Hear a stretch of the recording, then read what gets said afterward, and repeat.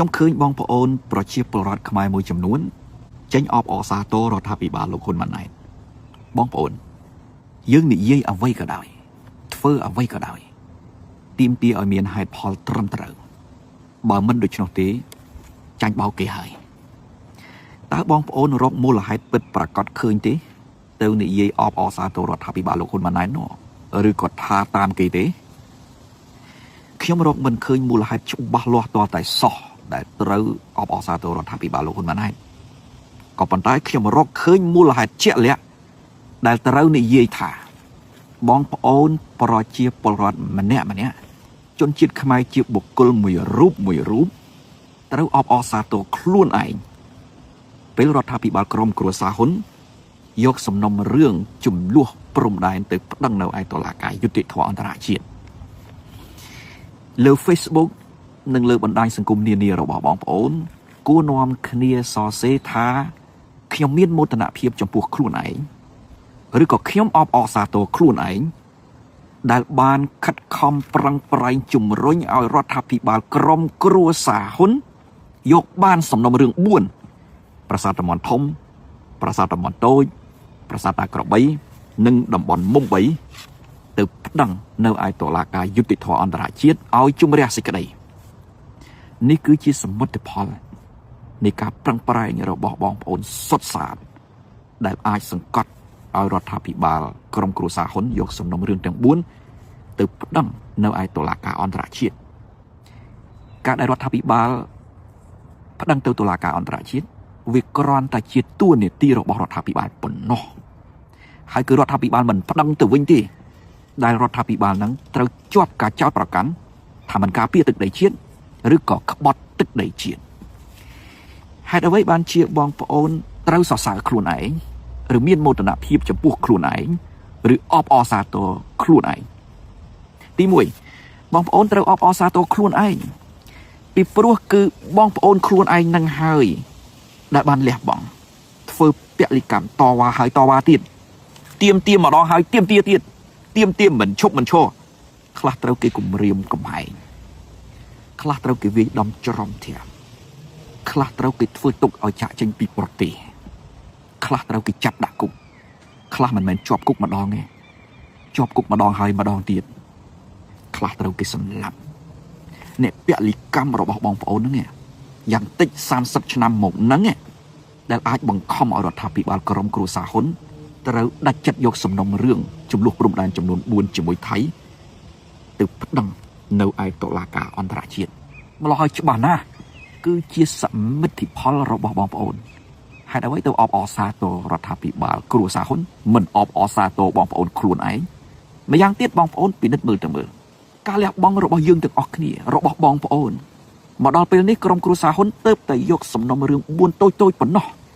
ទៅប្តឹងនៅឯតុលាការអន្តរជាតិឬឯសំណុំរឿងធំដូចជាកោះត្រល់ចង្កោមកោះក្រចកសេះកោះគុតដែនសមុទ្រដែលថៃនិងវៀតណាមត្រួតត្រាលើកម្មសិទ្ធិរបស់ប្រទេសកម្ពុជាមួយឆ្នាំថៃនិងវៀតណាមប្រមូលផលប្រយោជន៍រាប់ពាន់លានដុល្លាររដ្ឋាភិបាលគ្រួសារហ៊ុនមិនអើពើនៅឡើយទេម្ល៉េះហើយមានចំណុចណាដែលត្រូវអបអរសាទររដ្ឋាភិបាលក្រមគ្រួសារហ៊ុននោះសូមបងប្អូនពិចារណាឲ្យច្បាស់ណាប្រយ័ត្នច្រឡំផ្លូវចំណុចទី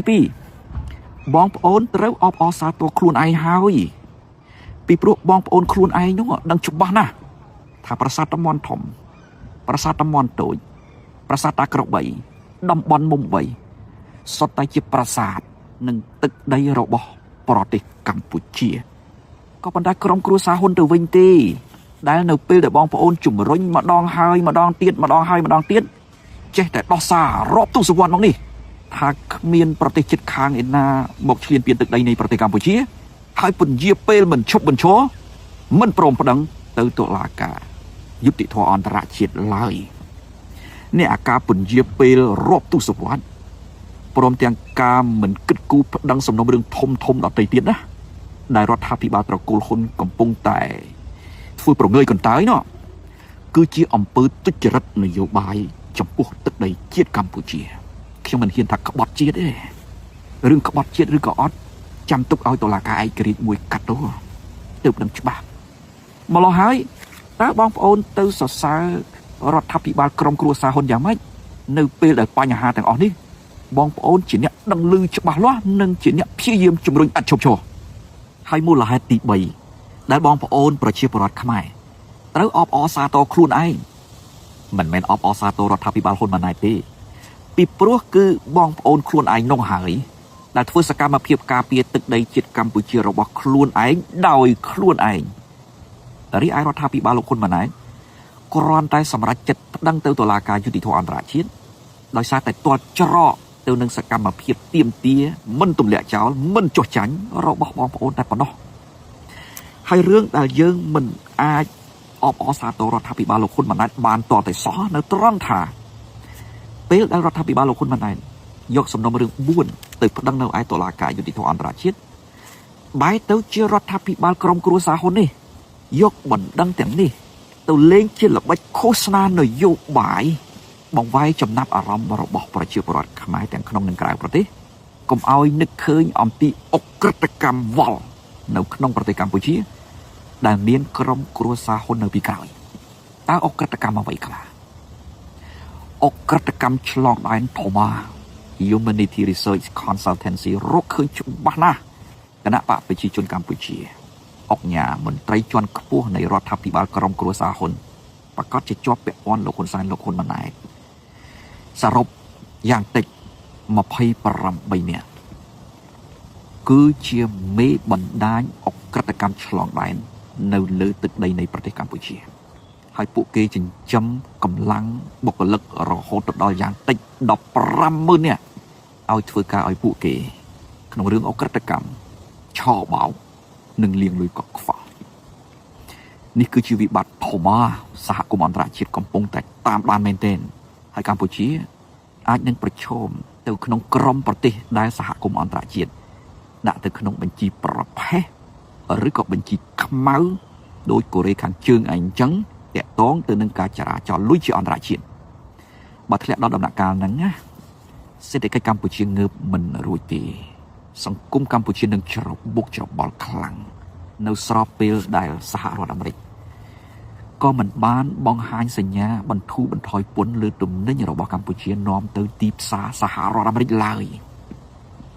ម្ល៉េះហើយតើមានអ្វីដែលរដ្ឋាភិបាលក្រុមគ្រួសារហ៊ុនអាចយកទៅបិទបាំងនៅអក្រិតកម្មនិងវិបត្តិសេដ្ឋកិច្ចដ៏ធំដែលកំពុងប្រឈមនេះបានគឺមានតែពួកគេនឹកឃើញយកសំណុំរឿងព្រំដែនចំនួន4តូចៗហ្នឹងទៅដាក់នៅឯតុលាការយុតិធធម៌អន្តរជាតិដើម្បីពួកគេលេងល្បែងឃោសនានយោបាយបង្វែរចំណាប់អារម្មណ៍របស់ប្រជាពលរដ្ឋកុំឲ្យមើលឃើញថាលោកហ៊ុនសែនលោកហ៊ុនម៉ាណែតរដ្ឋាភិបាលលោកហ៊ុនម៉ាណែតនិងគណៈបកប្រជាជនកម្ពុជាជាមេអក្រិតកម្មឆ្លងដែនដ៏ធំវិបត្តិមួយទៀតក៏មិនតូចដែរក្រុមហ៊ុនបោកប្រាស់ជាច្រើននៅក្នុងប្រទេសកម្ពុជាមានរដ្ឋាភិបាលនៅពីក្រោយជាពិសេសបុគ្គលលោកហ៊ុនម៉ាណែតដែលជាអ្នកកាងពីក្រោយខ្នងតែម្ដងដូចជាក្រុមហ៊ុនលេងចាណាពួកគេបោកប្រាស់លុយប្រជាពលរដ្ឋយកទៅចិញ្ចឹមគណៈបកប្រជាជនកម្ពុជាបោកប្រាស់រាប់ពាន់គ្រួសារសរុបរាប់ម៉ឺននាក់លុយរាប់រយលានដុល្លាររដ្ឋាភិបាលក្រុមគ្រួសារហ៊ុនដោះស្រាយមិនចេញទេបញ្ហាគ្រឿងញៀនក៏មិនតូចដែរវល់ខ្លាំងណាស់ក្នុងសង្គមខ្មែរយើងបច្ចុប្បន្នលក់ដូចស្ករគ្រាប់ទៅហើយនៅតាមភូមិឃុំជនបទហើយចំនួនអស់នេះណាបើមិនមានក្រុមគ្រួសារហ៊ុននៅពីក្រោយធ្វើមិនកើតទេវិបត្តិបំណុលរបស់ប្រជាពលរដ្ឋស្របពេលដែលប្រជាពលរដ្ឋក៏កើតមានវិបត្តិអត់ការងារធ្វើកាន់តែច្រើនតើដោះស្រាយដោយវិធីណា